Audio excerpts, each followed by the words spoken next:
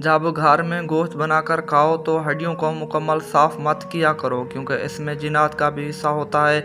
अगर हड्डियों को मुकम्मल साफ करोगे वह तुम्हारे घर से कीमती चीज़ें लेकर जाएंगे। इमाम ज़ैन आबिदीन। जब भी वक्त मिले अपने माँ बाप के साथ बैठ जाया करो, क्योंकि माँ बाप के साथ गुजरा वक्त क़यामत के दिन तुम्हारी निजात का सबब बनेगा। इमाम हुसैन। आप सल्लल्लाहु अलैहि वसल्लम ने फरमाया, अगर झुक जाना यानी आजिज़ी इख्तियार करने से तुम्हारी इज्जत घट जाए तो क़यामत के दिन मुझसे ले लेना। मुस्लिम हदीस। आप सल्लल्लाहु अलैहि वसल्लम ने फरमाया, मेहमान अपना रिज़्क लेकर आता है और साहिब खाना के गुनाह लेकर जाता है।